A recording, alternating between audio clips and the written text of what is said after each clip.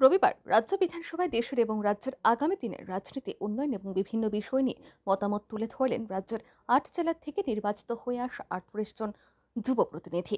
এদিন রাজ্য সরকারের যুব কল্যাণ, সমাজ শিক্ষা, সমাজ কল্যাণ দপ্তরের উদ্যোগে বিধানসভায় রাজ্যভিত্তিক বিকশিত ভারত ইয়ুথ পার্লামেন্টের আয়োজন করা হয়। এই ইয়ুথ পার্লামেন্টে উপস্থিত ছিলেন মুখ্যমন্ত্রী প্রফেসর ডক্টর মানিক সাহা, বিধানসভার অধ্যক্ষ বিশ্ববন্ধু সেন, মন্ত্রী সুশান্ত চৌধুরী, মন্ত্রী অনিমেষ দেববর্মা, বিধানসভার চিফ হুইপ কল্যাণী রায় সহ একাধিক বিধায়ক ও বিধায়িকাগণ। এ যুব সংসদে বক্তব্য রাখেন মুখ্যমন্ত্রী প্রফেসর ডক্টর মানিক সাহা।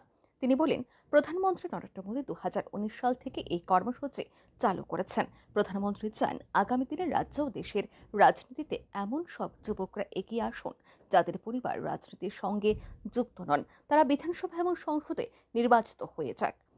দেশ এবং রাজ্যের পলিসি মেকিং এর ক্ষেত্রে গুরুত্বপূর্ণ ভূমিকা গ্রহণ করুক। মুখ্যমন্ত্রী আরও বলেন, দেশের সুরক্ষায়, আত্মিক ক্ষেত্রে, জনগণের মান উন্নয়নে, আর্থ-সামাজিক ব্যবস্থার বিকাশে দেশকে সামনের দিকে এগিয়ে নিয়ে চলছেন প্রধানমন্ত্রী নরেন্দ্র মোদী। দেশের যুব সমাজেরও উচিত এই প্ল্যাটফর্মে সামিল হওয়া। মুখ্যমন্ত্রী বলেন, জনগণের সহযোগিতা না থাকলে পরে একা প্রধানমন্ত্রী বা কোনো রাজ্যের মুখ্যমন্ত্রীর পক্ষে ধরনের ধারা অব্যাহত রাখা সম্ভব নয়। জন্যই কিন্তু এখানে সিলেকশন, তিনজন সিলেকশন হবে, কিন্তু আলটিমেটলি তিনজন they will be the ambassadors of Tripura. আমাদের রাজ্যের কি সমস্যা, জাতীয় কি সমস্যা, এইসব বিষয় নিয়ে ওখানে আলোচনার একটা সুবিধা হয়। আমি নিশ্চিত যেভাবে বিভিন্ন খেলাধুলা কিন্তু স্পোর্টসের মাধ্যমে আমাদের ছেলেমেয়েরা যেভাবে নাম করেছে বিভিন্ন বিভিন্ন প্যারামিটারে এখন ত্রিপুরা রাজ্যের মানে এখন মানে ভারতবর্ষের মানচিত্রে একটা উজ্জ্বল নক্ষত্র বলা যায়। আমি সেও এখান থেকে যারা তিনজন হয়তো বা নির্বাচিত হবেন, কিন্তু সবাই কিন্তু আমি বলবো যে পার্টিসিপেট যে করেছে, যারা যারা জেলার থেকে এসে, আমি সবাইকে ধন্যবাদ দেব এই পার্টিসিপেশনের জন্য, যেভাবে আপনারা সবাই এগিয়ে এসে আমাদের এক ত্রিপুরা শ্রেষ্ঠ ত্রিপুরার কথা বলছি, আর মাননীয় প্রধানমন্ত্রী এক ভারত শ্রেষ্ঠ ভারত বলছে। এটা একটা কিন্তু চড়াই বেটি আমরা বারবার বলছি, show must go on.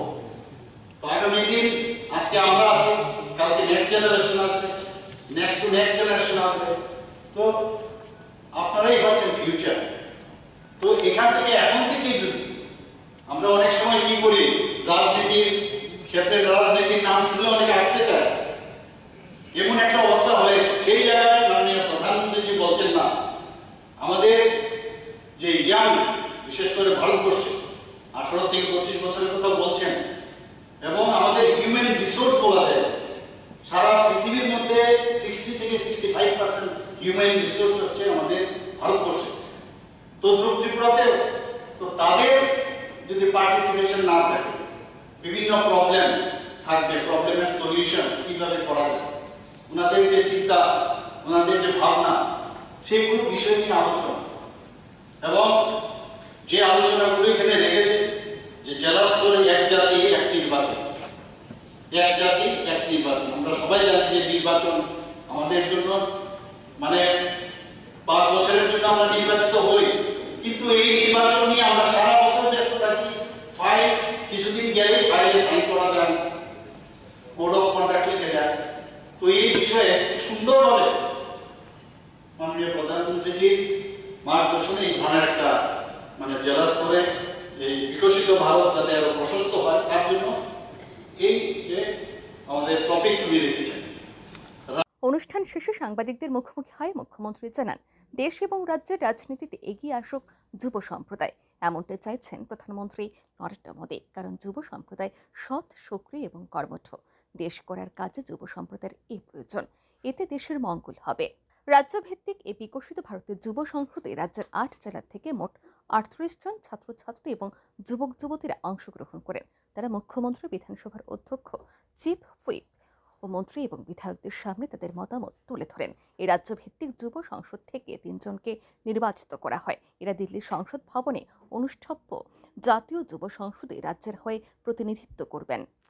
Bureau report, R E news.